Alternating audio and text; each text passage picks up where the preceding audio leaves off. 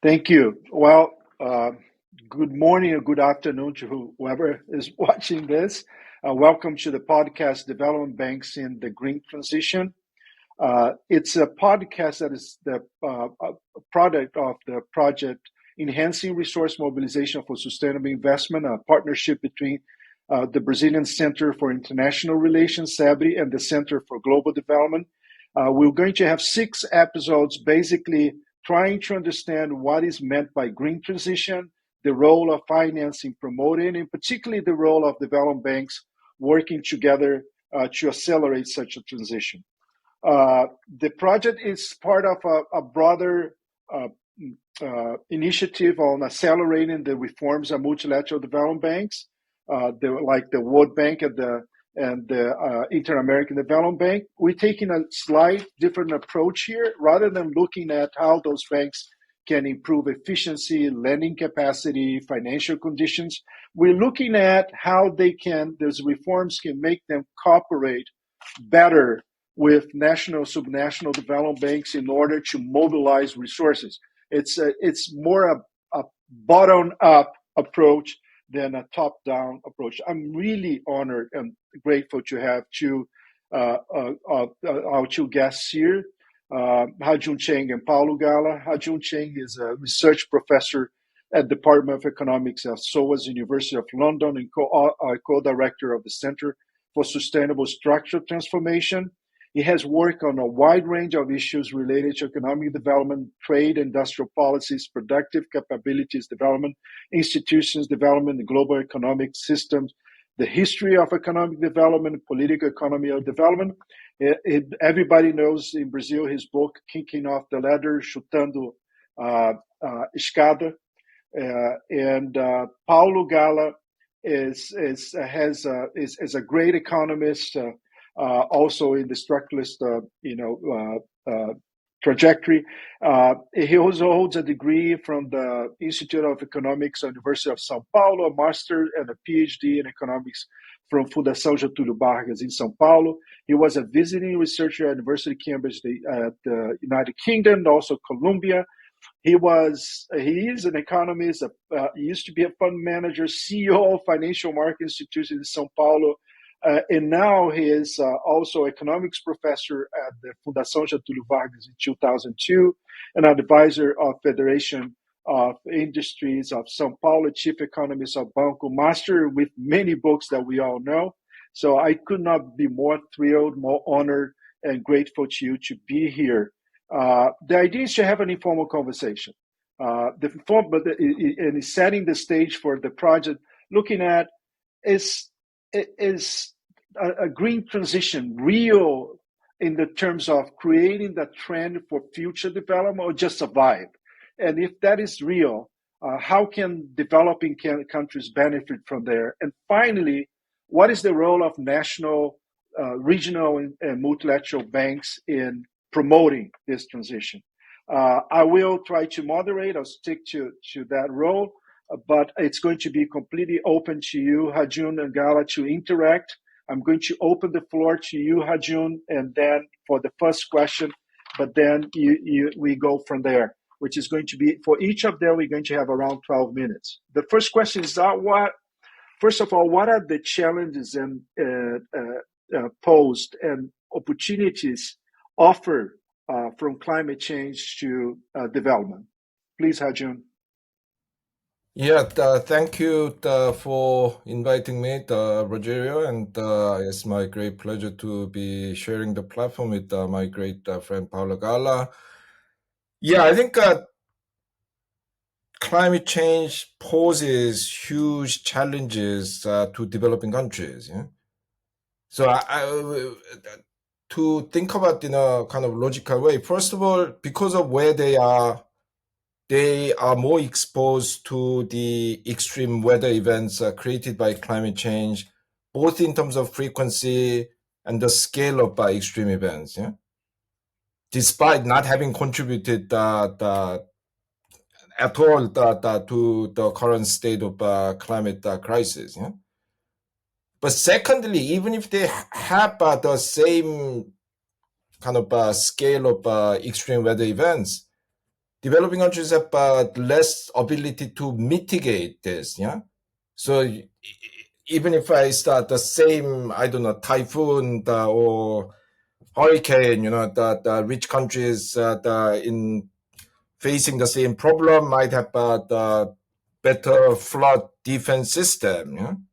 I mean, they might have the more abundant supply of electricity to deal with extremely hot weather, and so on.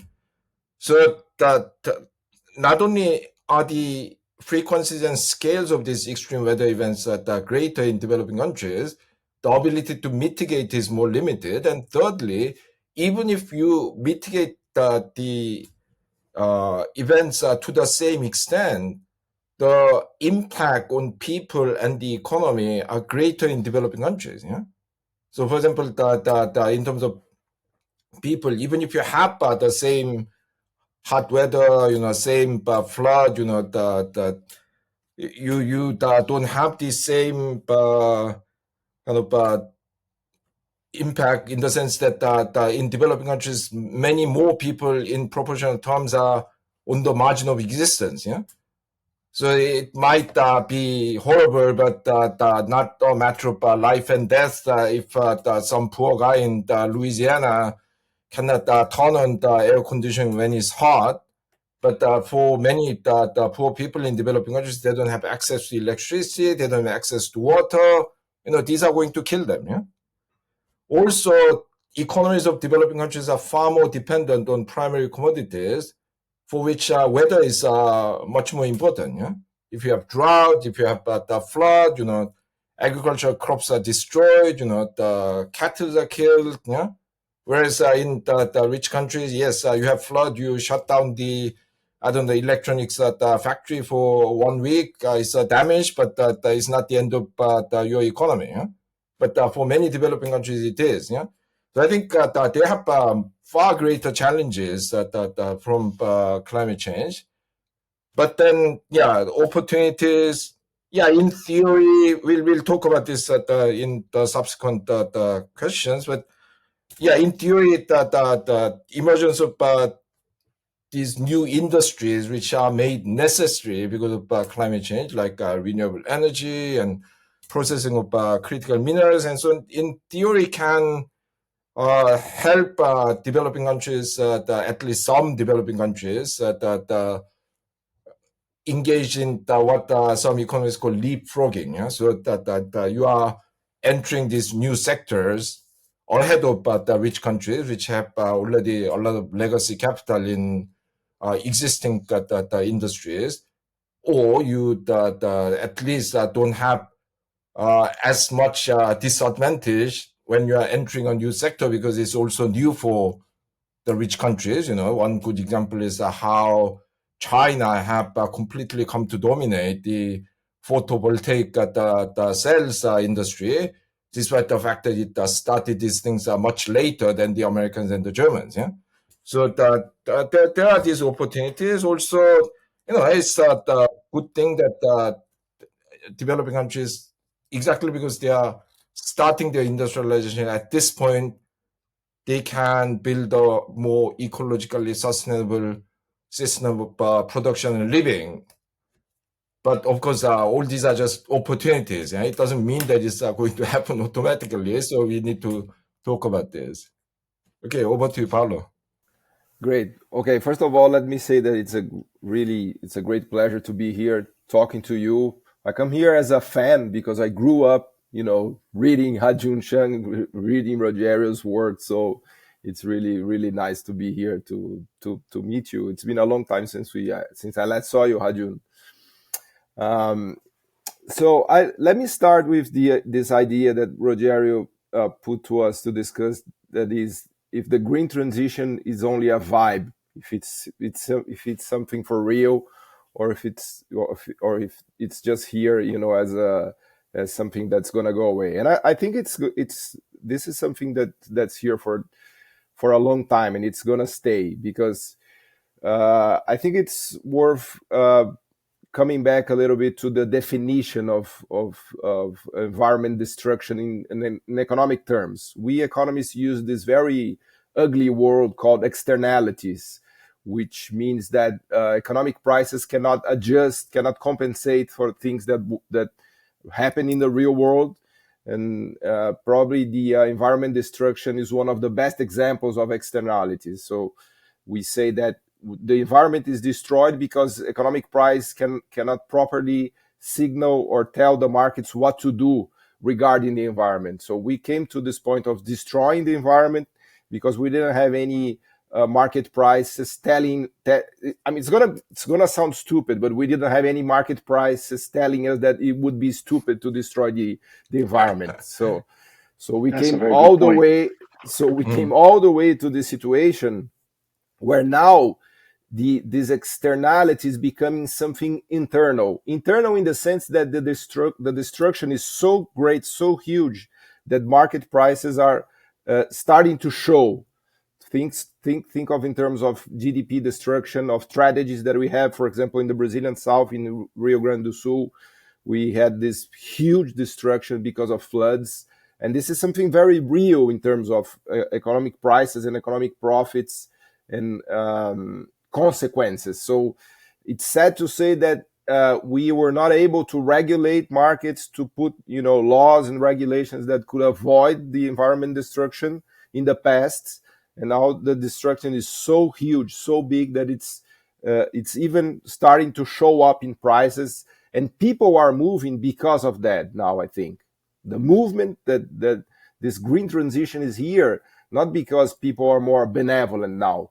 The green transition is real because the economic consequences are really, really, really bad. So in this sense, I don't think it's going to be just a vibe. I think it's going to be here for a long time, because the loss of money, the losses, the consequences are very, very dramatic, especially to developing countries, as Ha-Joon told us, because developing countries are in a much, much more fragile situation in terms of their productive structure, in terms of their dependence on basic commodities, which are very much dependent on climate change, and in terms of financial resources to deal with all these catastrophes and all these problems that we see.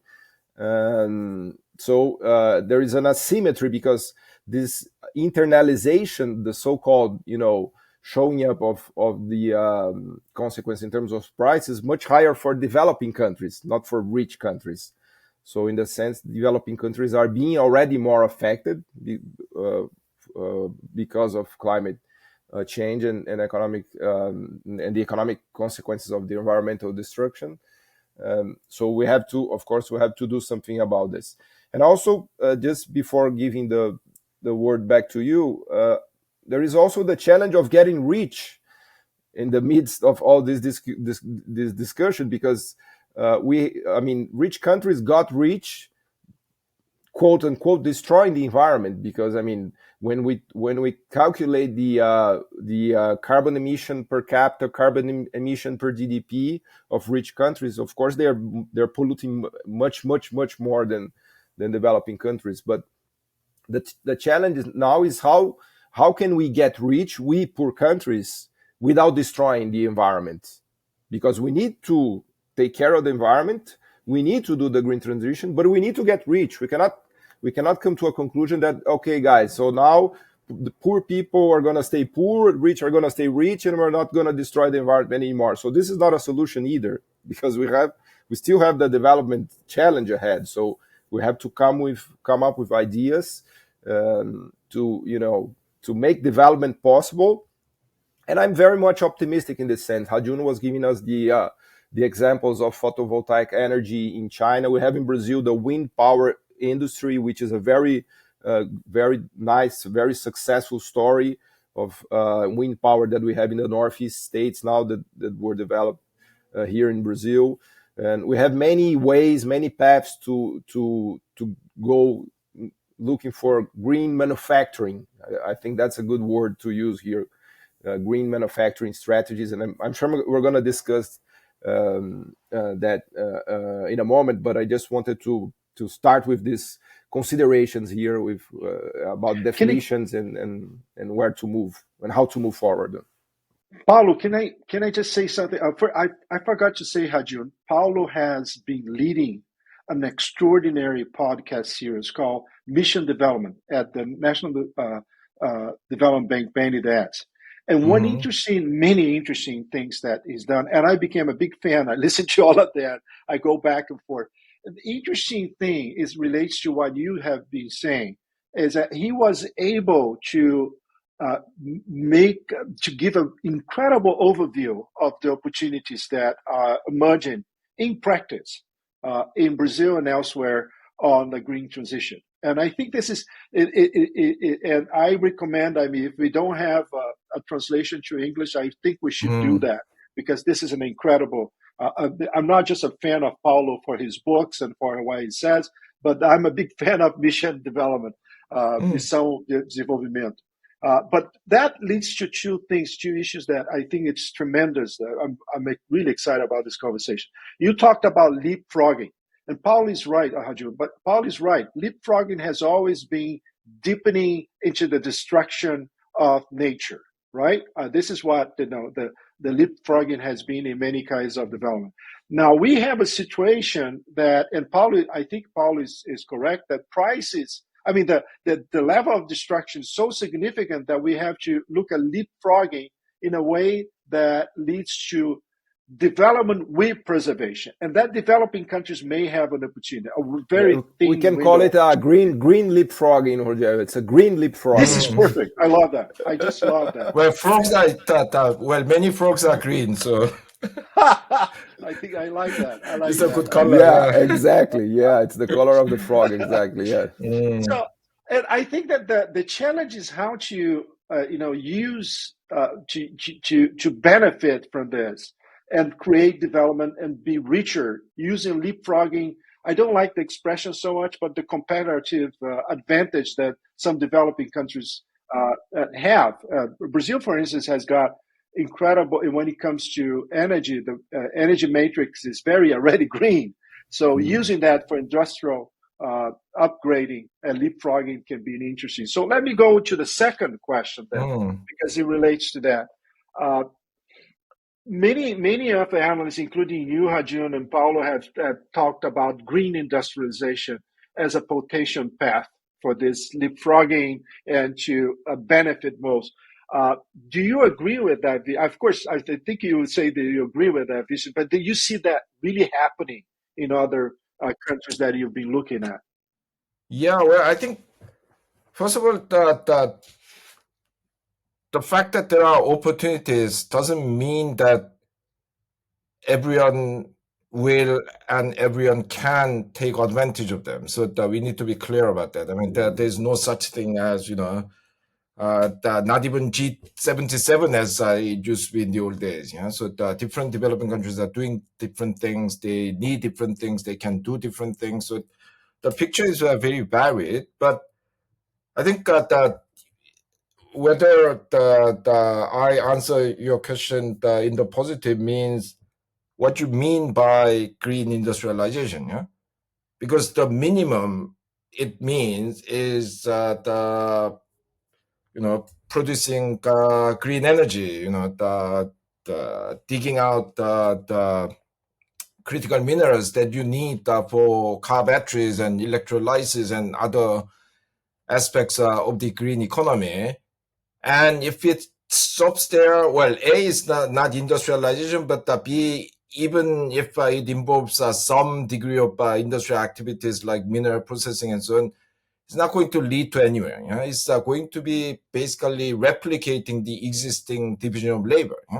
So one the interesting example is this country in the southwest of Africa called Namibia, which used to be a German colony until the First World War. And then when the Germans lost the war, it was taken over by South Africa and it was run as a colony of South Africa until like 1990, 91. Now, this country has only like a couple of million people, but it has huge amount of land. Yeah? Most of Kalahari Desert is there. Yeah? So now the Germans are building all these solar farms with a view to producing green hydrogen. Yeah? But their plan is basically to turn it into ammonia and other forms of transportable the hydrogen and shipping it back to Germany. Yeah? or I don't know, maybe export some to the Koreans, yeah? And I asked, what is the difference between that and Shell going to Nigeria and pumping oil out and sending it back to the UK and other European countries, yeah? So we don't want that kind of green the industrial regime where developing countries once again specialize in producing and to a low level processing the resources. Yeah? We want developing countries to use this to develop their economies, and there are many ways that this can lead to the industrialization and economic development. Yeah? So first of all, if the investment in the green energy allows these countries to have a more plentiful supply of energy, that's good for industrialization and economic development, because all industries require energy. Yeah? But they can also develop industries that supply the green industry. So not just processing the minerals that they dig out, but like Brazil produce wind turbine, yeah? Like the China produce photovoltaic cells, yeah? And maybe some countries can start, producing electrolyzers for hydrogen. Some are already thinking of producing batteries, so that's the first step. But then if these technologies get developed, they can also start investing in industries that have so far used lots of fossil fuel, not for energy, but for the feedstock. Yeah. So fertilizer, cement, steel, these industries require a huge amount of fossil fuel for the process, not for the energy. Yeah? So if and then the only at the moment feasible alternatives to the existing technologies in these industries to use hydrogen. So if that happens, if at least some developing countries can become major producers of green steel or green fertilizers and so on, because they have plentiful supply of the green energy that can be converted into hydrogen. But finally, they can use the engagement in these kind of industries to develop capabilities to move into other more kind of high-tech industries. Yeah, so the experiences with green hydrogen and fertilizer can help them get into certain types of chemical industries. Yeah, the learning to control the generation and the storage and so on of say the solar energy can help them move into the electronics or the kind of artificial intelligence. Yeah, so there are all these opportunities. The unfortunate thing is that, of course, that many developing countries that really at the moment do not have the capabilities to take advantage of them. Yeah, China have taken huge advantage of them. Brazil has to an extent, the Uruguay, Argentina. The small number of countries that have done it, and maybe there are another, say, a couple of dozen countries that can do this. If you like, Indonesia or these countries, but unfortunately, the majority of developing countries that can really that cannot really do these things, which makes me think that we need more kind of technological cooperation between developing countries, because the rich countries, they are not willing to share these technologies. They say, oh, we want to help developing countries deal with climate change. All they want to do is to give money for damage and losses and mitigation. Yeah? And we are talking about the billions of dollars in a world economy that's 100 trillion. Yeah, they are willing to give these peanuts, but when it comes to technology transfer and so on, they're actually trying to push China back for their military strategic purposes, despite the fact that for climate change, we need all these technologies on a large scale, supplied at affordable prices to developing countries, not like the European Union or the US preventing China from developing the green technologies further, yeah, because they want to maintain their top position. Yeah? And they already control these technologies. The rich countries, of course, they are that's the whole green thing, technologies. Yeah. Paulo, can I just use that what I've been writing and thinking about South-South collaboration and complementarity.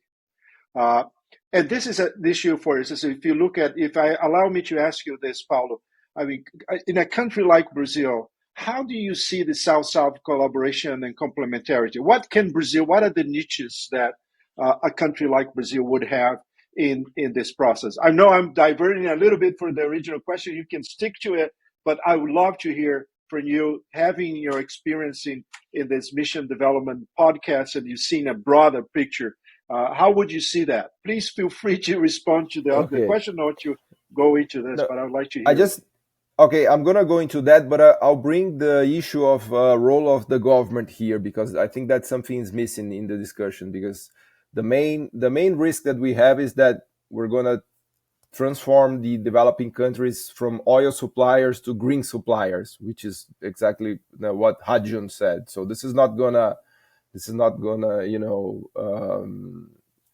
settle our problems. I mean, we need to industrialize. We need to get richer. We need more income. We need better employment. So it's important to have this perspective. Brazil already has the greenest energy matrix in the world, but I mean, we're very far from being a developed country, as we know. So having said that, I think Brazil is in a very good position in many instances. First of all, in terms of what Brazil has been able to do with its National Development Bank, the BNDES, and also with government programs. Brazil, in terms of a developing country, has many of the capabilities that Ha-Joon said, especially the government capabilities to turn this transition to this green transitions into something concrete for its people. And Brazil is also in a good position as regards the so-called green comparative advantages, because they are there as opportunities, as Ha-Joon says. We have the ethanol ecosystem, for example. We have a wind power. We have the photovoltaic solar power. We're now moving to the green fertilizers. So Brazil is in a very good position in this sense. But I think Brazil should aim to be a leader in this sense, a leader for the South, because Brazil has many things to say in terms of what can be done with all these resources. Brazil has all these state capabilities, and also Brazil has already given some examples. So I think we should be in a more leading position. And I think the BNDES, I mean, is kind of a benchmark for other countries. We have this podcast that Rogério mentioned. It's called Mission Development, which is, Ha-Joon, of course, we are copying Mariana Mazzucato's idea of mission economy. So we did the podcast and named it Mission Development Mission. But the funny thing is that Mariana herself said that she was inspired by the BNDES to write her books and to do I remember part that. of the stuff. I remember when we talked in the podcast, Rogério. So I think BNDES is not only that, nice. Paul, if I may say, Ha-Joon was there. Mariana came many times to BNDES ages ago, and we started that conversation. So I'm not surprised she was inspired. We saw that happening. Exactly. So the thing is, because when we talk about this green transition, to me, there is one of the most significant parts is the risk assumption. Who's going to take the risk to make the transition? Because the private sector can make money with a green economy. Of course, it's profitable. The photovoltaic panels cells are one example. Wind turbines, wind energy, or the hydrogen, green hydrogen. I mean, there are ammonia, green ammonia. There are many examples of profitable technologies that are already in the hands of rich countries, which is another problem, as Ha-Joon was telling us. But the question that we have to ask is, who's going to take the risk to make the transition, to make this leapfrogging, especially in poor countries, in developing countries where the private sector is more fragile. I mean, they don't have the size of capital necessary to make the jump, to take the risks, and development banks are the perfect institutions to take that risk, in my view. And I think that's what BNDES does and did already. For example, in the Northeast wind turbine parks in the Brazilian Northeast, the private sector in Brazil did not take the risk, even though we have a strong private sector. But the private sector did not take the risk to invest in the wind parks. But now they do, because after BNDES took the risk, almost 75-80% of the risk of the projects were taken by BNDES, and all the projects revealed themselves a success. And now, I mean, everyone is making money, and the parks are getting bigger, and the wind power is getting bigger. And so this is a good example of what can be done. So I think the public sector has a very, very important role here, not only in regulating what can be done and what cannot be done in terms of environment destruction, but much more than that, in terms of making the induction, taking risks, and developing new markets. And I think we have some good examples in Brazil, and I mean, that could help us in some way. Well, actually, Paulo, this is a perfect segue to the final part of this conversation here. Actually, this is the role that development banks have had historically in developed nations. I mean, the KfW in Germany had the role of, taking the risk initially, developing the markets, and then you start, the private sector. Oh, this is good business. I mean, investing in these industries, in these sectors, is good business, and then that leveraged the creation of specialized financial markets. I mean, from financing small, medium enterprises, capital-intensive industries. This is the history of KfW, but also the China Development Bank more recently. And now, it's interesting, I mean, in the United States, you see the creation or the revigoration of national development banks. They call it now right away. It was kind of a prohibit word in doing industrial policy for transformation. So this is not a novelty. It's just it's interesting that in developing countries it became such a word that could not be spoken about. So I think this is a perfect segue, and let me revert this time here, Paulo, and ask you. I mean, we tend to look. There's a tendency to look at national development banks or development banks in general as just financiers. But as a matter of fact, they have much broader role because they are a policy instrument, and they're a policy instrument that has connections at the same time with the executive branches, with the government as a policymaker, and it has connections with financial markets. So it plays a role that is critical if you want to think about mobilization. This is a critical point. So it can influence policy, it can influence the regulation, it can influence the directions, it also can implement the policies that come out of that. So I would like to as a segue to and the end of this three questions, to ask you about what role do you see for national development banks in promoting this transition? And particularly, I mean, there's this whole discussion of can we mobilize patient capital from the private sector using the development bank? Is this real, or is this just forget it? Let's just think about then as leveraging public investments and so on.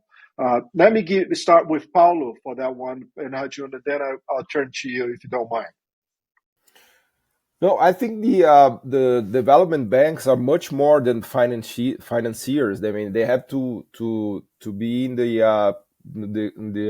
have to be creative. They have to be helping to design, these new markets, these new processes. So in this sense, I very much like the idea of Mazzucato's entrepreneurial state, because I think the development banks must act as kind of Schumpeterian entrepreneurs, but social entrepreneurs or environment entrepreneurs. So they have to almost behave as venture capitalists in the sense of, exploring new markets, new ways, new products. But they are doing all this not to have bigger and bigger profits. They're doing all this to have bigger social profits in the sense of environment protection, better quality of life to people, reduction of inequalities, and so on and so forth. So development banks for me are very much one of the best places where this can be done. I like the Brazilian example. When we look at the BNDES, we have like 2,000, 3,000 public servants there. They are thinking about this every day, all the time. That's their job description.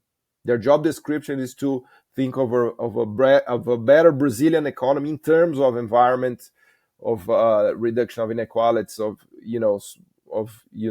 public goals that should be pursued. So we should not only regard the development banks as a place where this super bright private entrepreneur goes there and then gets the money to implement this wonderful idea that he had in his garage. So no, that's not the case. People inside the development banks are thinking about these better solutions. So they're creating the solutions in this sense, because people in the private sector, of course, when they can make money in green transition, they're going to make money in green transition, but they're not thinking the whole full time in green transition. They're thinking every day. They think on how to make money, not to make the green transition. Whereas in development banks and in public space, we should be thinking the full day, 24/7 about the green transition, and of course in ways to make this green transition sustainable. So I'm very enthusiastic about these entities. Not only in Brazil but everywhere. It's interesting there's many interesting things here, Paul. But one of the things that people don't realize in these discussions is countries like, and Mariana, for instance, Ha-Joon has said that many times. It's in developed countries like United States, it is procurement that has that role that development banks have, because they say we want you to send a man to the moon, so we're going to procure all the leapfrogging, the technological advances, and so on, and put money directly. Developing countries have been much more restricted because of fiscal constraints. Doesn't have the liberties that all the countries have. So that makes development banks not only important as financial as helping the leapfrog, helping connect the dots, but also as financiers.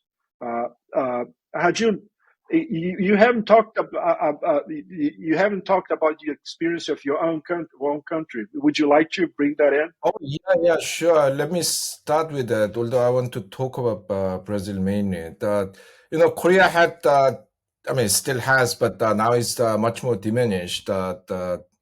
Thanks to the influence of neoliberal thinking in Korea. But we had this Korea Development Bank, which was not just lending money; it had a huge amount of sectoral expertise.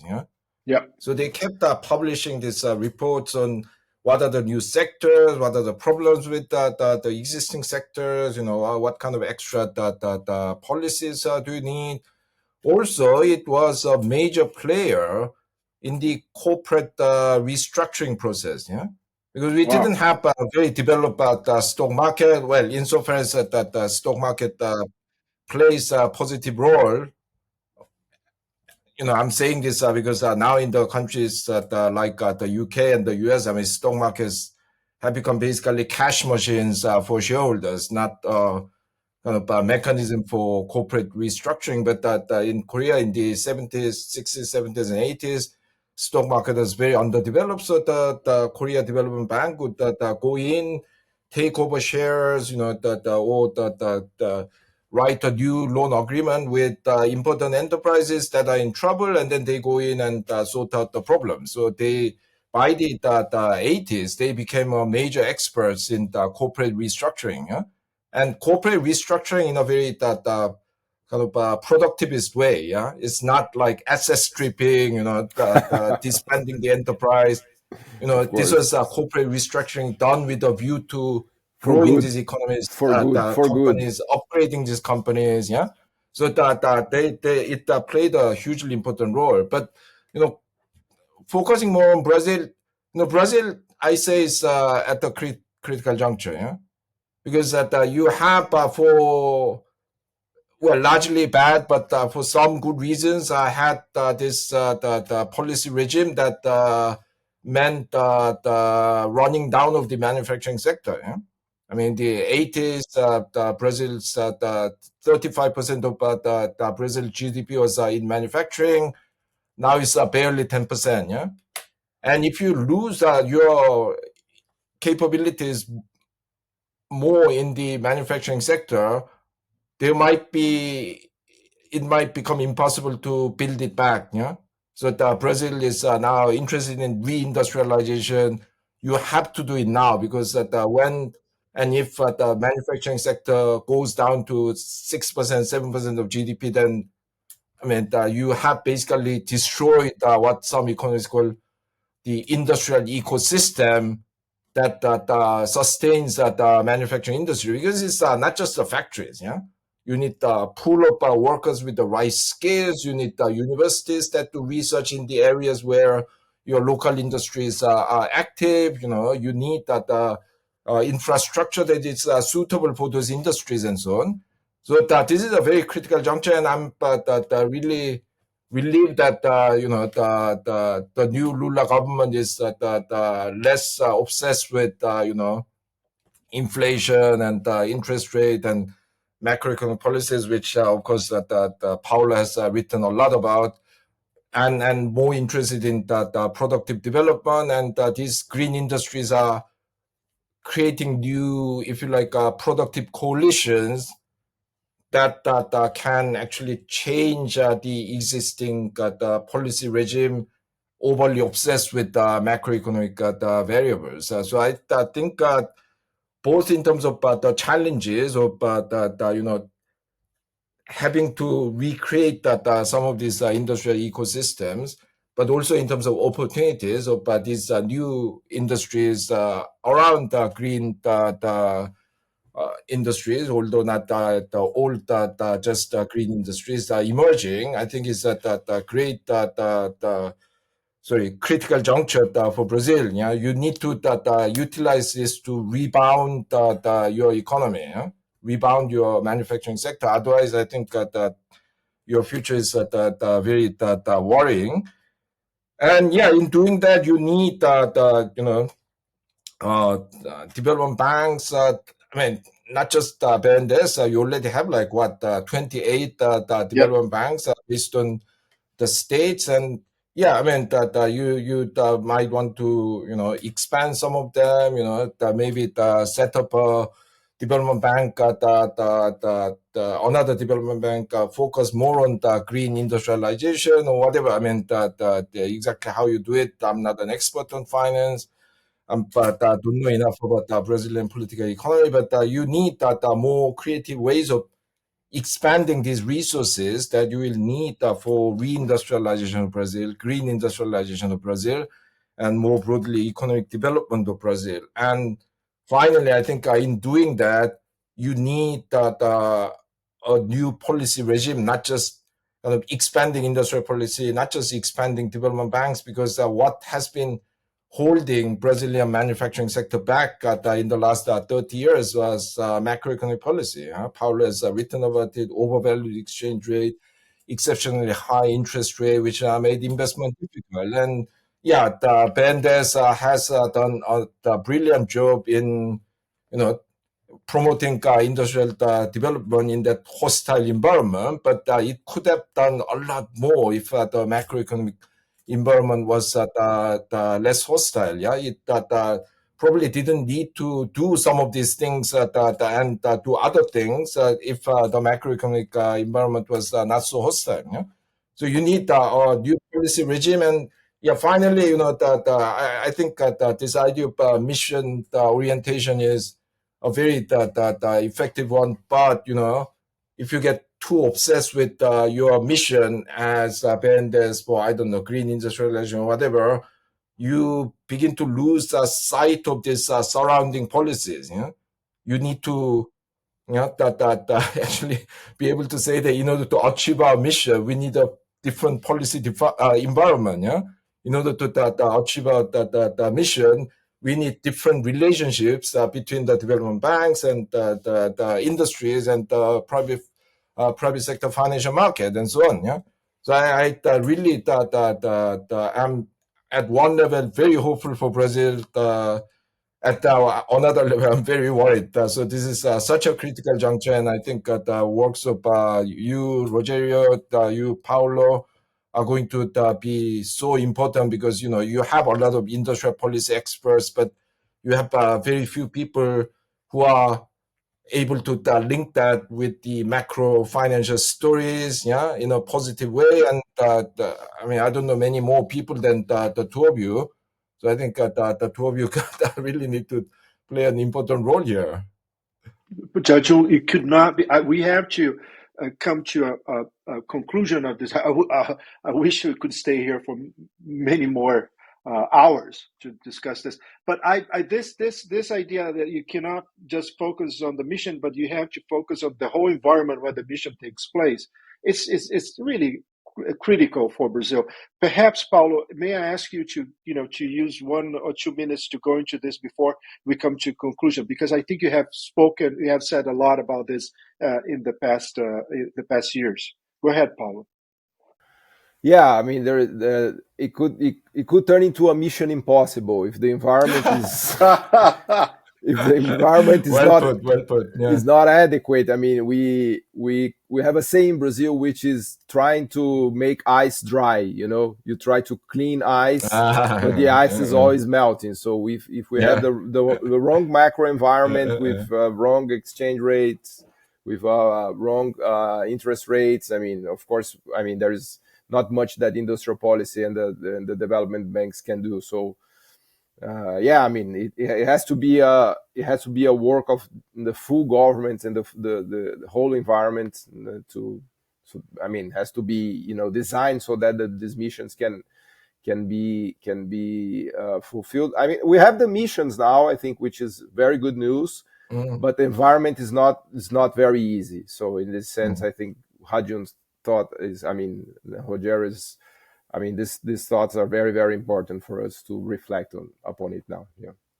Okay. Well, listen, as I said, I have to conclude. This is unfortunate, but I have to stop here because I really wanted to go on. But I think that having this idea of mission cannot be standing by itself. It has to have an environment of that. So you have to think of overall economic policies around it. It's perfect. The idea that we may be ending in a mission impossible, as Paulo said, is also a flag that should be raised, particularly in Brazil, but other developing countries. I could not be more happier and grateful to you guys. This has been extraordinary. I hope that listeners, I cannot summarize all of this, but the insights have been so incredible. I'm really grateful to you. Let me just finish with the official thing here that this, just to repeat, that this is a product of a project enhancing resource mobilization, sustainable investment. We're going to have 5 more podcasts. It's going to be really difficult to keep the amount and the intensity of the insights produced here. And once again, Ha-Joon and Paulo, I'm so grateful to you, and also to Isabel, Gustavo, and Rodrigo for the support, but also for the whole people in CEBRI and CDG for the support. Ha-Joon, Paulo, thank you ever so much. Thank you. And I hope to see you again. Good to see you, Ha-Joon. Good to see you, Rogério. Thank you. Bye. Thanks.